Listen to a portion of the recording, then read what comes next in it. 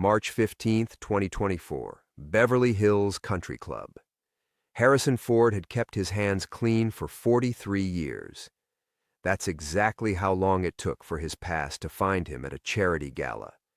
Producer Marcus Kellerman walked up to Ford's wife Callista, called her a washed-up has-been, and slapped her across the face. 300 Hollywood elites watched in stunned silence. Ford moved like the street enforcer he used to be. One punch. Kellerman hit the marble floor unconscious, blood pooling beneath his head. Security cameras caught everything. Within hours, the footage would trend worldwide. The LAPD would open an investigation, and Ford would discover that Kellerman wasn't just some arrogant producer. He was the son of Vincent Kellerman, the Chicago crime boss Ford had killed in 1981 to bury his own dark secrets. The slap wasn't random. It was the opening move in a revenge plot decades in the making. Before we jump back in, tell us where you're tuning in from, and if this story touches you, make sure you're subscribed because tomorrow I've saved something extra special for you. The blood pooled beneath Harrison's knees as he cradled what was left of his wife. Callista's emerald gown, the one she'd worn to accept the humanitarian award just hours earlier, was now soaked crimson in the dim light of the Chateau Marmont's underground garage. "Sir, please step back." The paramedic's voice seemed to come from underwater. "Sir, we need to—" "She's still breathing," Harrison whispered, his hands trembling as he smoothed Callista's hair, the same hair that had shimmered under the ballroom's chandeliers when she'd laughed at something the ambassador's wife had said, before Victor Castellano's hand had cracked across her cheek. Before everything went to hell, the paramedic exchanged a glance with his partner. Harrison caught it, that look that said what they couldn't. Callista Flockhart Ford had been dead for 20 minutes. Detective Maria Santos arrived as they were loading the body. She'd worked celebrity cases before, but nothing like this. Harrison Ford sat on the concrete ledge, his tuxedo stained, staring at the oil-slicked pavement where his wife had died. "Mr. Ford, I need to ask you some questions." He looked up with those eyes that had captivated audiences for decades, now hollow and red-rimmed. "She said she was going to get some air," said the crowd was suffocating her. His voice cracked. "I should have gone with her. You said earlier that your wife had an altercation with Victor Castellano at the gala?" Harrison's jaw tightened. For a moment, Santos saw a flash of the action hero he'd played on screen, the barely contained fury that had made Indiana Jones and Han Solo legendary. Then it was gone, replaced by devastation. Victor slapped her. In front of everyone. The words came out flat, mechanical. She'd been drinking. Said something about his latest project, about the actresses he'd been working with. He lost it. What exactly did she say? "I don't remember." But his eyes shifted when he said it, and Santos filed that away. And after the incident? Callista was humiliated. She wanted to leave, but the organizers convinced us to stay. Said walking out would create more of a scene. Harrison's hands clenched into fists. So we stayed. We smiled for the cameras and pretended everything was fine while that bastard held court across the room like nothing happened. Santos had seen the security footage, the slap that echoed through the ballroom, the way Callista's head snapped to the side, her hand flying to her cheek. But what struck her most was what happened next. How quickly Castellano had leaned in to whisper something in Harrison's ear. Something that made the legendary actor's advance stop cold. "Mr. Ford, what did Victor Castellano say to you after he struck your wife?" Harrison was quiet for so long that Santos wondered if he'd heard the question. When he finally spoke, his voice was barely audible.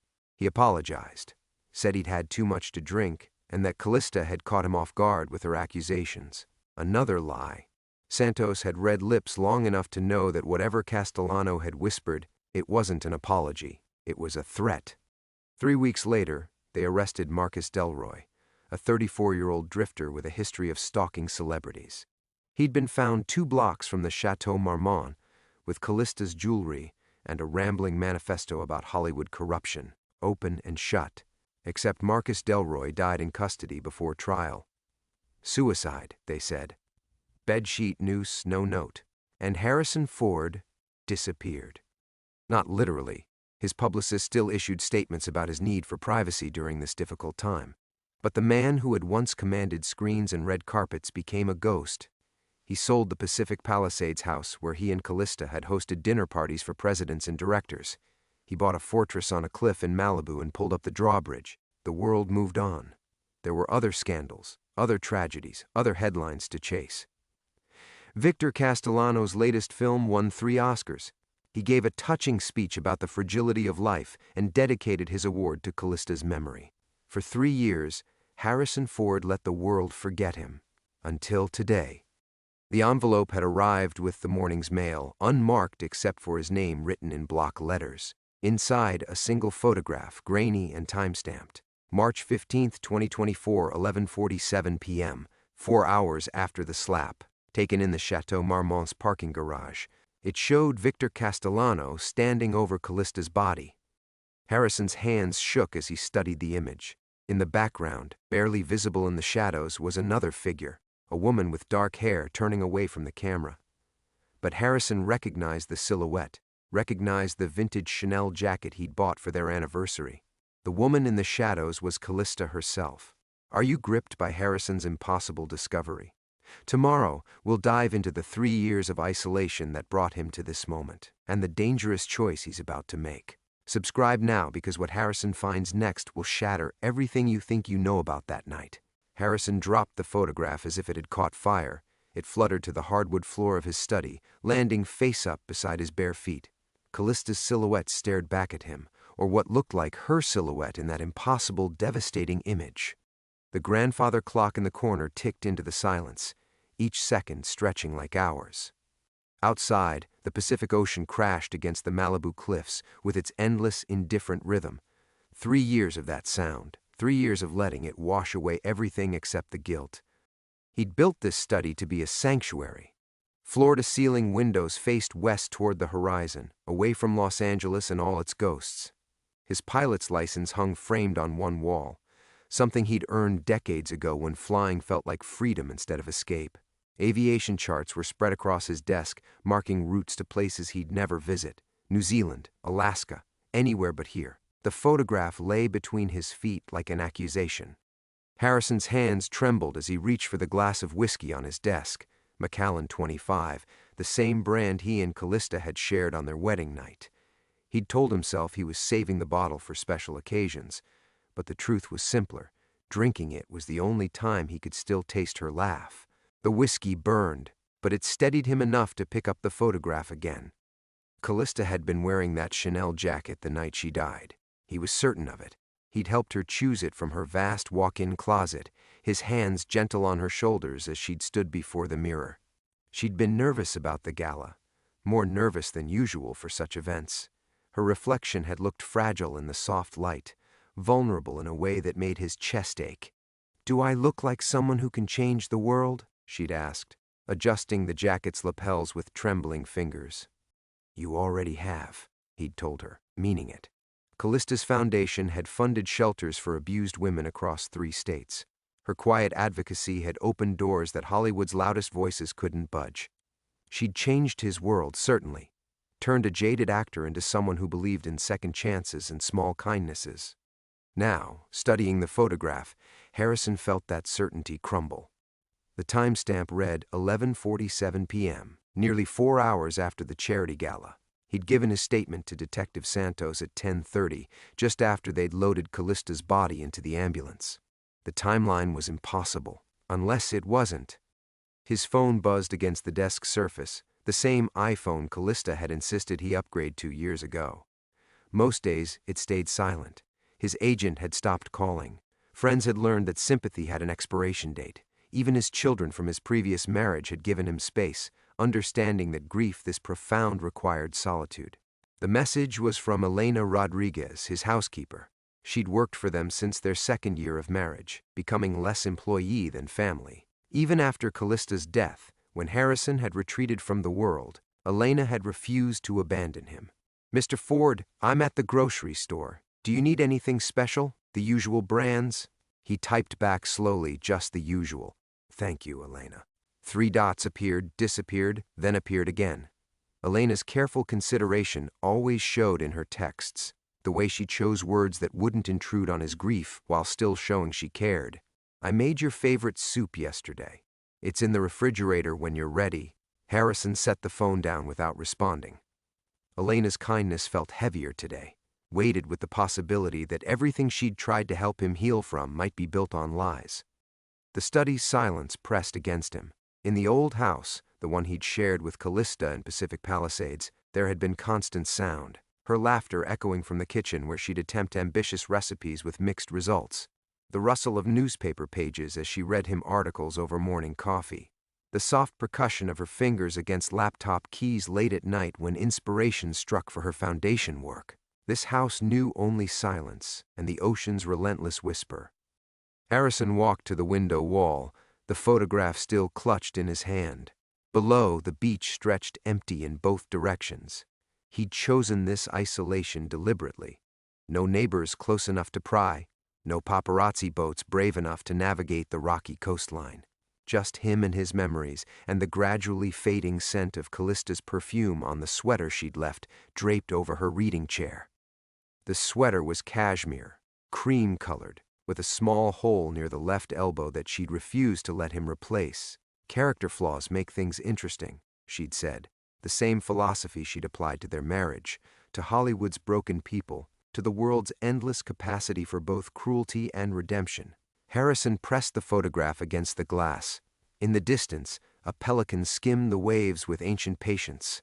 Callista had loved watching the pelicans, claimed they understood something about grace that humans had forgotten. What would she tell him to do with this impossible image? What would she say about Victor Castellano's shadow looming over what should have been her final moment? The grandfather clock chimed the hour, its brass voice cutting through doubt and disbelief. 4 o'clock. Time moved forward, indifferent to the past's refusal to stay buried. Harrison Ford had spent 3 years learning to live with ghosts. Now he had to decide if he was brave enough to wake the dead. The phone rang as Harrison turned from the window, its shrill cry cutting through the ocean's whisper like a blade through silk. He stared at the device, unmoving. In 3 years, unexpected calls had brought nothing but pain. Reporters fishing for quotes, old friends who'd eventually given up, lawyers with documents to sign that made Callista's absence official. The ringing stopped, started again. Harrison set the photograph on his desk and lifted the phone. The number was blocked, the area code unfamiliar. His thumb hovered over the decline button. On the 6th ring, he answered, "Mr. Ford?" The voice was female, young, trembling with either fear or excitement. "My name is Jessica Chen. I was Marcus Delroy's girlfriend." Harrison's breath caught. Marcus Delroy, the drifter who'd supposedly killed Callista, the man who'd died in custody before anyone could ask the questions that mattered. "I don't know who this is," Harrison said, his voice rough with disuse. "But if you're some kind of journalist, Marcus didn't kill your wife." The words hit him like a physical blow. Harrison sank into his desk chair, the leather creaking under his weight. "What did you say?"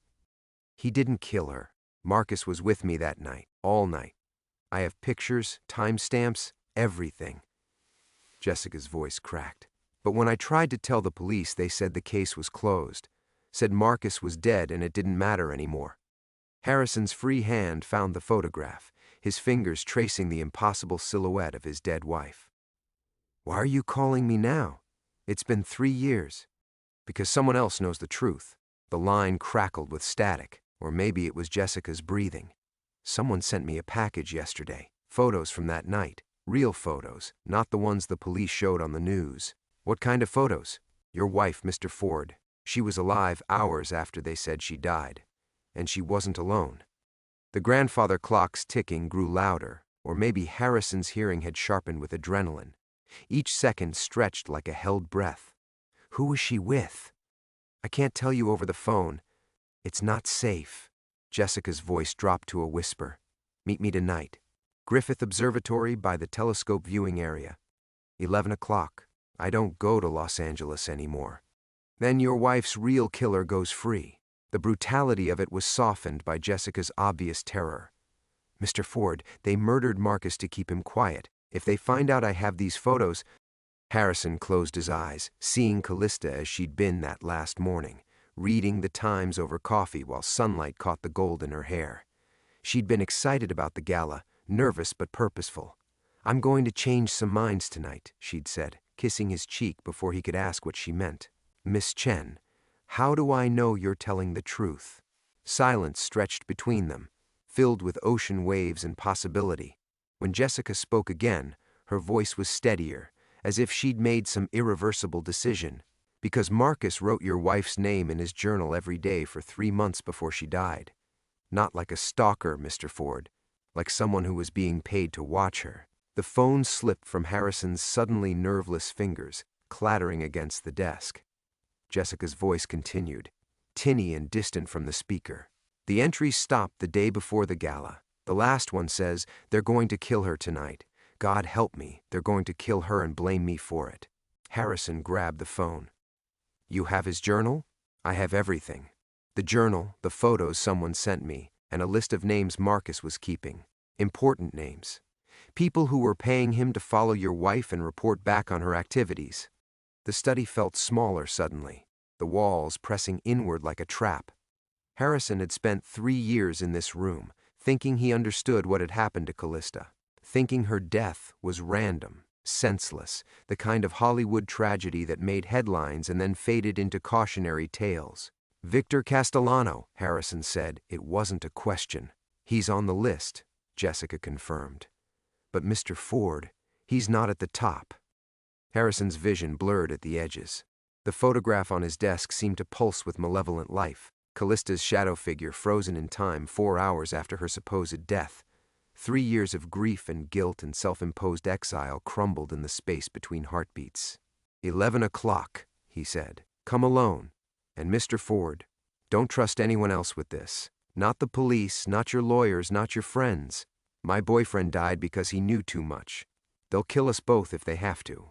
The line went dead. Harrison set the phone down with careful precision, his hands steadier now than they'd been in years. The sun was setting beyond his windows, painting the ocean the color of old blood. For 3 years, he'd chosen isolation over truth. That choice had just been taken away from him. Then reached for his laptop, the same MacBook Pro that had gathered dust for months. The screen flickered to life, casting pale light across his face as he opened a browser window. His fingers hesitated over the keys. "Don't trust anyone else with this." Jessica's warning echoed in his mind, but old habits died hard. For 40 years, Harrison had survived Hollywood by building networks, by knowing who to call when problems arose. Now, faced with the impossible, his instincts pulled him toward familiar ground. He typed in a name, Detective Maria Santos. The search results populated quickly. Santos had retired from LAPD 6 months after Callista's case closed, citing personal reasons. She'd moved to Portland, taken a job with a private security firm. Her LinkedIn profile showed a professional woman with tired eyes, the same eyes that had questioned him that night in the hospital parking lot. Harrison remembered how she'd looked at him when he'd lied about not remembering what Callista had said to Victor Castellano. Santos had known he was holding something back, but she'd let it slide. Maybe she'd understood that some truths were too dangerous for grieving widowers. His phone buzzed. A text from an unknown number, change of plans. They're watching the observatory. Meet at the 101 coffee shop on Franklin. Midnight. Harrison's chest tightened. Jessica was already running scared, and they hadn't even met yet. He deleted the message and closed the laptop, but the damage was done. The outside world was seeping back into his sanctuary, bringing chaos with it. The intercom crackled to life. Elena's voice, gentle but concerned. "Mr. Ford? I'm back from the market. Should I prepare dinner?" Harrison pressed the response button. "Not tonight, Elena. I might be going out." Silence. In 3 years, he hadn't left the property after dark. Elena's surprise carried through the speaker even without words. "Should I prepare the car?" she asked finally. Elena had learned to drive specifically to help him during the worst months, when even grocery runs felt impossible. "No. I'll drive myself." Another pause. "Mr. Ford, is everything all right?" The simple question nearly broke him. Elena had been Callista's friend first, hired when his wife had needed someone trustworthy to manage their increasingly complex household. After the funeral, Harrison had expected Elena to quit. The house was tomb quiet, and he wasn't much company. But she'd stayed, keeping the rooms clean and the refrigerator stocked, never asking for explanations or emotional labor he couldn't provide. "I don't know," he said honestly. "But I need to find out." "Be careful," Elena said, and Harrison could hear tears in her voice. He walked to his bedroom closet, pushing past the expensive casual wear that had become his uniform of isolation. In the back, wrapped in garment bags, hung his old life. Suits for premieres, jackets for interviews, the armor of celebrity. His fingers found a black wool coat, understated but well-tailored. Clothes that could blend into a crowd. As he dressed, Harrison caught sight of himself in the mirror. 3 years of solitude had carved deep lines around his eyes, silvered his hair completely. He looked like what he was, a man haunted by ghosts. But underneath the grief, something else stirred. Purpose, maybe. Or just the desperate need to know. The garage held 2 vehicles, his daily driver Tesla and the vintage Mustang he'd bought during the filming of Indiana Jones and the Crystal Skull. Both cars were spotless, maintained by a service that came monthly, whether he drove them or not. Harrison chose the Mustang. If tonight went badly, he wanted to feel the road beneath him. The engine growled to life, a sound that belonged to a different world than the whisper-quiet electric car. Harrison pressed the garage remote and watched the door rise, revealing the darkening coast highway. His last connection to the outside world was about to become a road leading toward truth or destruction. As he backed out of the garage, Harrison's phone rang again. This time, he recognized the number. His agent, Carl Brennan, a man who'd built a career on knowing everything that mattered in Hollywood before it mattered. Against every instinct, Harrison answered. "Harry, thank God." Carl's voice was tight with something that might have been fear. "Where are you right now?" "Home." "Why?" "Stay there. Don't leave the house tonight. Don't take any meetings, don't answer the door. I'm serious about this." Harrison pulled to the side of his driveway, engine idling.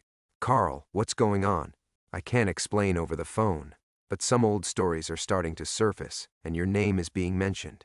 People are asking questions about Callista's death." "What people?" "The kind that make other people disappear." Carl's voice dropped to a whisper. "Harry, whatever you think you know about that night, forget it. Some secrets are worth more than justice." The line went dead. Harrison sat in his car, engine purring, caught between the safety of his fortress and the dangerous pull of truth. In the rearview mirror, he could see Elena watching from the kitchen window, her silhouette small and worried against the warm light. He put the Mustang in gear and drove toward Los Angeles. The Pacific Coast Highway unfolded before Harrison like a ribbon of memory, each mile marker counting down his years of self-imposed exile. The Mustang's headlights carved through the gathering darkness, illuminating a world that had continued spinning without him. 3 years of sanctuary dissolved with every curve of the road. His phone buzzed against the passenger seat, another unknown number. Harrison let it ring until silence returned, but the damage was done. They knew he was moving. Whoever they were, whatever Carl had been afraid to name, his departure from Malibu had already been noted. The radio crackled to life unbidden, scanning through static until it found a late-night talk show discussing conspiracy theories. Harrison reached to change the station, then stopped. The host was discussing Marcus Delroy. "Never made sense to me, folks. A drifter with no history of violence suddenly becomes a killer? Dies in custody before anyone can ask the hard questions. Classic cover-up material." Harrison's grip tightened on the steering wheel. For 3 years, he'd avoided media coverage of Callista's death, couldn't bear to hear her reduced to talking points and speculation. But now the radio voice felt like validation, proof that others had seen the cracks in the official story. "I'm telling you, that whole charity gala was dirty money from top to bottom. Hollywood elites washing cash through fake philanthropy while real people suffer, and when someone threatens to expose it, static consumed the signal as Harrison rounded Point Doom. He didn't try to find the station again. The parallels were too close, too dangerous for a man driving alone toward a meeting that might get him killed. Los Angeles sprawled ahead like a glittering disease, its light pollution blotting out the stars Callista had loved. She'd grown up here, knew its rhythms and cruelties in ways Harrison never could. Sometimes she'd disappear for entire afternoons, claiming she needed to handle foundation business. returning with shadows in her eyes and stories that never quite explained her mood. He'd respected her privacy then, understanding that charity work often meant confronting ugly realities. Abused women carried secrets that couldn't be shared over dinner conversation. The wealthy donors who funded shelters sometimes required delicate handling, their egos massaged while their consciences were slowly awakened. But what if it had been something else entirely? The 101 coffee shop sat on Franklin Avenue like a relic from another era, its neon sign casting pink light across empty sidewalks. Harrison had eaten here decades ago, back when he was young enough to believe that Hollywood's promises might come true. The parking lot held 3 cars and a motorcycle, sparse attendance for a Friday night that spoke to either discretion or danger. Harrison circled the block twice, searching for surveillance or anything that felt wrong. Carl's warning echoed in his mind, a kind that make other people disappear. But the streets remained empty, and midnight was approaching fast. He parked across the street, killed the engine, and sat in darkness. Through the coffee shop's windows, he could see a young Asian woman at a corner booth, her hands wrapped around a cup like she was trying to absorb its warmth. Jessica Chen, most likely. She looked exactly like someone whose boyfriend had died for knowing too much, frightened, exhausted, clinging to purpose as her only defense against despair. Harrison's phone buzzed with a text. "I see you. Come in now. Alone." The night air bit at his face as he crossed Franklin Avenue. 3 years of coastal solitude hadn't prepared him for the city's assault on his senses. Car exhaust, cooking grease, the distant pulse of music from clubs that never closed. Callista had thrived in this chaos, fed off its energy in ways that made their quiet evenings together feel stolen from a more demanding world. The coffee shop's bell chimed as Harrison pushed through the door. The woman in the corner booth looked up, and he saw that her eyes held the same haunted quality he'd grown accustomed to seeing in mirrors. Grief had marked them both, shaped them into people who understood loss as a living thing. "Mr. Ford." Jessica's voice was steadier in person, though her hands still trembled around her coffee cup. "Thank you for coming. I wasn't sure you would." Harrison slid into the booth across from her, noting how she'd positioned herself with clear sightlines to both the entrance and the back exit. Marcus Delroy had taught her well, even from the grave. "You said you had photos," Harrison said without preamble. Small talk felt obscene when truth hung between them like a loaded gun. Jessica glanced around the nearly empty restaurant, then reached into her purse. The manila envelope she withdrew was thick, bulging with secrets that had killed her boyfriend and might kill them both. "Before I show you these," she said, "I need you to understand something. Your wife wasn't just a victim, Mr. Ford. She was investigating Victor Castellano and his associates. Marcus was supposed to watch her, report her activities. But somewhere along the way, she turned him." Harrison felt the blood drain from his face. Turned him how? She convinced him to help her gather evidence. The journal entries I mentioned, they weren't surveillance reports. They were love letters to a woman he thought was going to save the world. Jessica opened the envelope with surgical precision, as if handling explosives. "The problem is, Mr. Ford, she might have been working for the wrong side." The first photograph hit Harrison like a physical blow.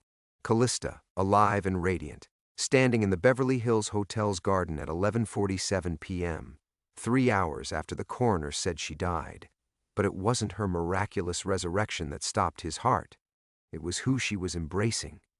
Victor Castellano's arms wrapped around her waist with intimate familiarity, their faces pressed together, lips nearly touching, bodies curved into each other like lovers reuniting after a long separation. The timestamp glowed in the corner, November 15th, 2021, 23:47:33. "Keep looking," Jessica whispered. Harrison's hands shook as he lifted the photograph. Beneath it, another image, Callista and Castellano entering a black sedan together, her head thrown back in laughter at something he'd whispered in her ear. Then another, the two of them in what appeared to be a hotel room. Callista's charity gala gown puddled on the floor, while she wore only Castellano's tuxedo jacket, her legs visible beneath its hem. "I don't understand." Harrison's voice sounded foreign to his own ears. "This can't be real. Victor slapped her that night. I saw it happen." Jessica reached across the table and turned over the next photograph. Harrison found himself staring at the moment that had haunted him for 3 years, Castellano's hand connecting with Callista's cheek in the museum corridor. But this image was wider than the paparazzi shot he'd seen online. It captured what happened next. Callista's head snapped back from the slap, but her expression wasn't pain or shock. It was satisfaction. A smile played at the corners of her mouth as she touched her reddened cheek, her eyes locked on Castellano's face with something that looked disturbingly like affection. Behind them, barely visible in the background, stood a photographer with a telephoto lens. "They staged it," Jessica said quietly. "The whole confrontation was theater. Marcus figured it out 3 days before he died. The slap was meant to be photographed, to establish Castellano as a suspect when your wife's body was found." Harrison's world tilted on its axis. Every assumption, every moment of grief-soaked certainty crumbled as he stared at evidence of his wife's deception. The woman he'd mourned for 3 years had been playing a role that final night, and he'd been her unknowing audience. But why? The question came out as a croak. If they were together, why kill her? Jessica's expression softened with something that might have been pity. Because she got greedy. According to Marcus's final entries, your wife was running a long con on multiple marks. Castellano thought she was helping him eliminate witnesses to his crimes, actresses who could testify against him. But Callista was actually selling those same women new identities, helping them disappear before Castellano could silence them permanently. The coffee shop's fluorescent lights seemed to strobe. Harrison gripped the table's edge as the last photograph slid into view, Callista in a private jet, counting stacks of cash while 3 young women, faces Harrison recognized from news reports about missing starlets, sat in the background seats, very much alive. She was selling protection, Harrison whispered, making money from both sides. Millions of dollars, Jessica confirmed. Marcus found offshore accounts, payment schedules, a whole network of safe houses. Your wife convinced Castellano she was eliminating threats to his empire while actually helping those threats disappear with new lives. The perfect crime, until someone figured out the game. Harrison's hands moved without conscious direction, gathering the photographs into a neat stack. His wife's face smiled up at him from a dozen different angles of betrayal, each image rewriting their marriage in retrospect. Those mysterious afternoon disappearances, the foundation meetings that couldn't be discussed, the excitement in her voice when she'd promised to change some minds at the gala. Who killed her? His voice was steady now, grief crystallizing into something sharper. We think it was one of Castellano's associates, someone who discovered she was playing both sides. Jessica leaned forward. But here's the thing that Marcus couldn't figure out. Callista knew she was in danger. Her final payment to the Safe House Network was made 6 hours before the gala. She cleaned out every account, liquidated everything. She was running, or she was about to. Jessica's eyes held a knowledge that made Harrison's stomach clench. Marcus's last journal entry says she made one final call that night, after the gala ended. One last conversation before someone put a bullet in her head. The coffee shop's bell chimed as the front door opened. Harrison looked up to see Victor Castellano himself walking toward their booth, his expensive suit immaculate despite the late hour. His face wore the expression of a man who just won a long, difficult game. "Harrison," Castellano said, sliding uninvited into the booth beside Jessica. "I see you've finally learned the truth about your beloved wife." He smiled with genuine warmth, and Harrison realized the producer actually believed this revelation would bring them together. 2 men betrayed by the same woman's greed. The real tragedy, Castellano continued, is that she died before she could spend all that money she stole from us both. The booth suddenly felt like a cage. Harrison's peripheral vision caught Jessica's hand moving slowly toward her purse, while Castellano settled into his seat with the casual confidence of a man accustomed to controlling every room he entered. The producer's aftershave, something expensive and cloying, mixed with the coffee shop's grease-laden air. "You look surprised to see me," Castellano said, signaling the lone waitress for coffee. "Did you really think I wouldn't notice Harrison Ford driving through my city in the middle of the night?" Harrison forced his voice to remain level. "Your city? Los Angeles has been very good to me. Castellano's smile never wavered, just like it was good to Callista. We understood each other, she and I. Two entrepreneurs seeing opportunity where others saw only chaos. The photographs lay scattered across the table between them like evidence in a trial. Harrison's eyes lingered on the image of his wife counting cash while missing actresses sat behind her, alive and smiling. Every detail felt like a knife twist. The way Callista's fingers moved through the bills with practiced efficiency, the designer luggage visible in the jet's cabin, the timestamp proving this had happened while he was at home grieving her supposed death. She was brilliant, Castellano continued, accepting coffee from the nervous waitress. For 18 months, I actually believed she was eliminating my problems. These actresses would disappear completely. No more harassment suits, no more tell-all interviews. I thought I'd found the perfect partner. Jessica's hand had reached her purse.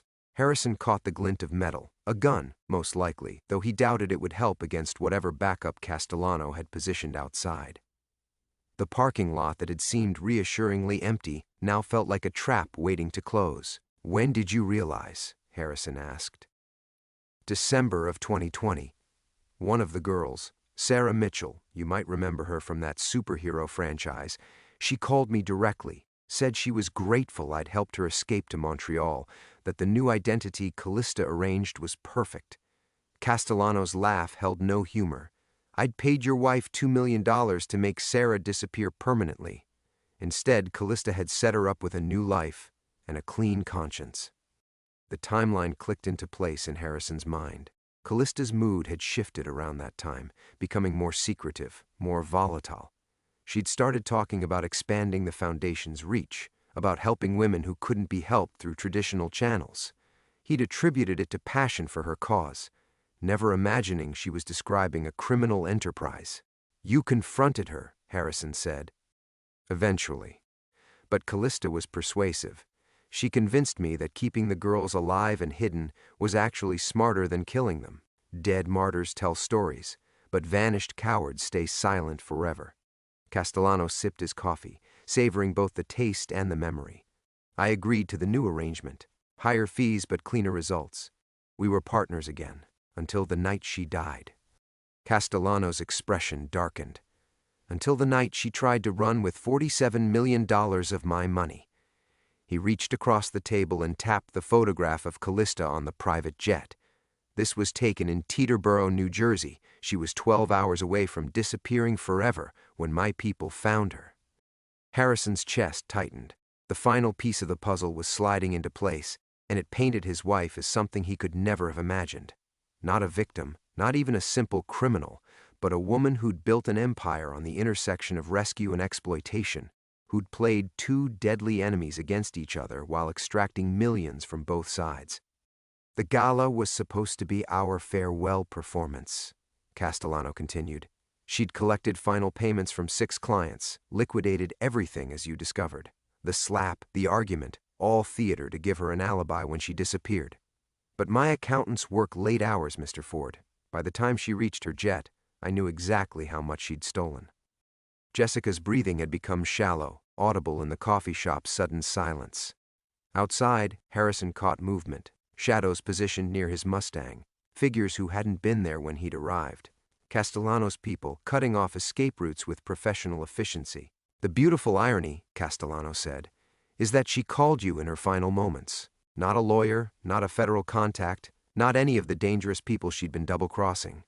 She called her husband, the one person in her life who'd never been part of the game. Harrison's phone had shown no missed calls that night, no final messages of love or confession, but he realized now that Callista might have tried to reach him while he'd been in his workshop, music playing too loudly to hear the ring. What did she say? Harrison asked. Castellano's smile returned, predatory and satisfied. She said she was sorry, and that you were the only good thing she'd ever done that wasn't for money. The producer stood, leaving a $20 bill beside his untouched coffee. The question now, Harrison, is what we do about the mess she left behind. Harrison remained seated as Castellano loomed over him, but something fundamental had shifted in the booth's cramped confines. The photographs of his wife's betrayal no longer felt like evidence of his own blindness. They felt like ammunition. The mess she left behind, Harrison repeated slowly, his voice carrying a new quality that made Jessica look up sharply. You mean the $47 million that's still missing? Castellano's predatory smile faltered. Among other things. Harrison stood with deliberate calm, his 71 years suddenly invisible. 3 decades of playing men pushed beyond their breaking points had taught him something about the moment when ordinary people discovered what they were truly capable of. He'd felt it building since he'd first seen that photograph of Callista being slapped, a cold fire that grief had been stoking for 3 years. Here's what I think happened, Harrison said, his voice carrying the authority of a man who'd commanded movie sets and million-dollar productions. You killed my wife, but you never found the money. Because Callista was smarter than both of us. Castellano's hand moved toward his jacket, but Harrison continued with the timing of a seasoned actor who understood dramatic beats. She knew you'd figure out her game eventually, so she built in insurance, something that would protect her even after she was gone. Harrison picked up the photograph of Callista on the private jet, studying her face with new understanding. She wasn't running away with your money, Victor. She was creating evidence. The coffee shop's fluorescent lights seemed to brighten as Harrison's revelation cut through 3 years of misdirection. Jessica's hand stilled in her purse, her attention completely focused on the confrontation unfolding inches away. Those missing actresses, Harrison continued, they're not just alive, they're witnesses. Callista documented everything, every payment you made, every order you gave, every life you thought you were buying. She turned your own money into the weapon that would destroy you. Castellano's composure cracked like expensive veneer, revealing rotted wood beneath. You're guessing. I'm remembering.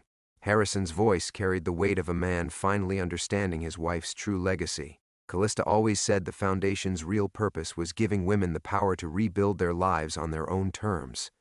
I thought she was talking about shelter and counseling, but she was talking about leverage.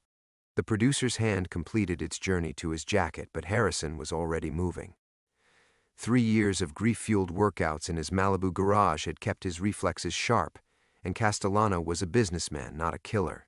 Harrison's hand clamped down on the producer's wrist with grip strength earned through decades of his own stunts. Jessica, Harrison said calmly, never taking his eyes off Castellano. Call Detective Rivera in the LAPD. Tell her we have Victor Castellano and evidence of conspiracy to commit murder. But Jessica was already standing, her own weapon drawn and pointed at Castellano's chest.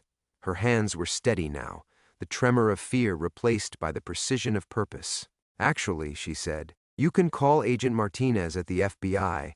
I think we have enough for federal charges. Castellano's face went ashen as understanding dawned.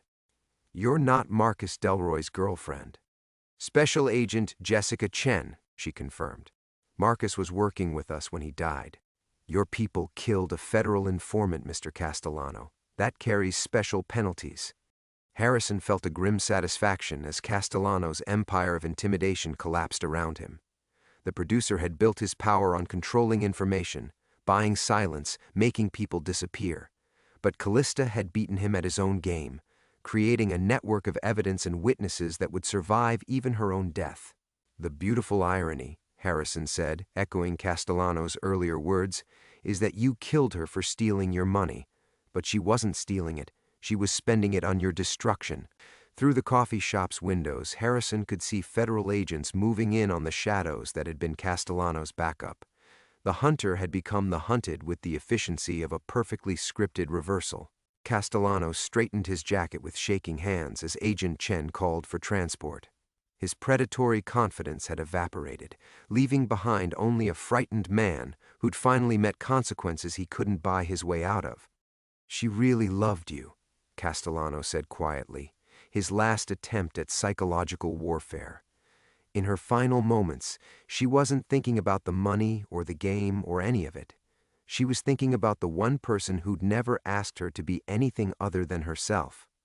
Harrison studied the man who'd murdered his wife, feeling the cold fire in his chest settle into something like peace. Callista had been a criminal, a manipulator, a woman who'd built an empire on the intersection of justice and greed. But she'd also been someone who'd turned her criminal empire into a weapon against men like Castellano. someone who'd saved lives while destroying her own. "I know," Harrison said simply. "That's why I'm going to finish what she started." 2 months later, Harrison stood in the same Pacific Palisades coffee shop where his world had been rebuilt from its ashes. The booth where he'd confronted Castellano now held a young mother feeding breakfast to her toddler, the mundane normalcy a stark contrast to that night's revelations. The morning light streaming through windows that had once framed federal agents seemed gentler now, though no less revealing. Agent Chen sat across from him, her official business concluded, but their unlikely partnership having evolved into something approaching friendship. Between them lay a manila folder containing the final accounting of Callista's network: 47 lives saved, 18 safe houses established across 3 countries, and enough documented evidence to ensure Victor Castellano would spend his remaining years in federal prison. "The last of the accounts have been distributed," Chen said, sliding financial documents across the table. "The women Callista helped are set for life. Full identities, legal protections, enough money to rebuild completely." Harrison nodded, studying numbers that represented his wife's true legacy. The foundation she'd claimed to run had been real, just not in any way he'd understood. She'd been a criminal who'd saved lives, a manipulator who'd empowered victims, a liar who'd died protecting the one honest relationship in her carefully constructed world. "What about the house?" Chen asked gently. "Sold last week." Harrison's voice carried none of the grief that had defined him for 3 years. "I couldn't stay there anymore. Every room held conversations I'd misunderstood, memories I'd interpreted completely wrong." He'd bought a smaller place in Santa Barbara, far enough from Hollywood's machinery to think clearly but close enough to the ocean to remember that some forces were too vast to control. The Malibu estate, with its workshop where he'd hidden from truth and its kitchen, where Callista had planned operations he'd mistaken for charity meetings, belonged to someone else now. "Any regrets?" Chen's question held genuine curiosity rather than professional interrogation. Harrison considered this as he watched morning traffic build outside. 3 months ago, he'd been a man preserved in amber, grief-stricken, isolated, living on past glories and present sorrow. The discovery of Callista's true nature had shattered that preservation, forcing him back into a world where moral complexity replaced simple victimhood. "I wish I'd known her," he said finally. "Not the woman I thought I married, but the woman she actually was. Someone brilliant enough to build a criminal empire and compassionate enough to use it for rescue. Someone who lived 18 months knowing she'd probably die for it." Chen leaned back. Studying him with the expression he'd learned meant she was deciding how much truth to share. "She left something for you. Found it in a safety deposit box in Geneva 2 weeks ago. The envelope was cream-colored, expensive, with his name written in Callista's careful script. Inside, a single sheet of paper contained words that felt like a conversation across the divide between life and death. "Harrison, if you're reading this, then Victor finally figured out the game and I miscalculated how long I could keep playing both sides. I know you'll hate learning what I was, but I need you to understand something. Every single choice I made after meeting you was about becoming someone worthy of the way you looked at me. I failed, obviously, but those 18 women are alive because you made me want to be better than I was. That's not nothing. Don't let my choices poison what we had. You loved someone real, even if she was buried under layers of necessity and greed. I loved you back with the only honest part of myself I had left."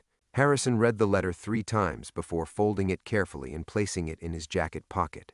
The words didn't absolve Callista or transform their marriage into something unmarked by deception, but they offered something more valuable: context that made sense of the contradictions. "She really did love you," Chen said, watching his face. "I know." The certainty surprised him, and I loved her, not the fantasy I created, but the woman who was complicated enough to run cons for millions while genuinely caring about victims she'd never meet. They sat in comfortable silence as the coffee shop filled with its regular morning crowd. Harrison watched ordinary people living ordinary lives and realized he no longer felt separated from them by fame or grief. Callista's legacy had done more than save 18 women. It had returned him to the world of moral complexity where most humans actually lived. Rising to leave, Harrison felt lighter than he had in years. Not because his wife's betrayal had been forgiven or forgotten, but because it had been understood. She'd been exactly who she needed to be in a world that offered women like those 18 actresses no other protection. Outside, California sunshine painted everything in shades of possibility. Harrison walked toward his car, knowing that grief and love could coexist with truth, that understanding didn't require approval, and that some stories stayed with you not because they offered comfort, but because they offered recognition of life's genuine complexity. The woman he'd mourned was finally completely real.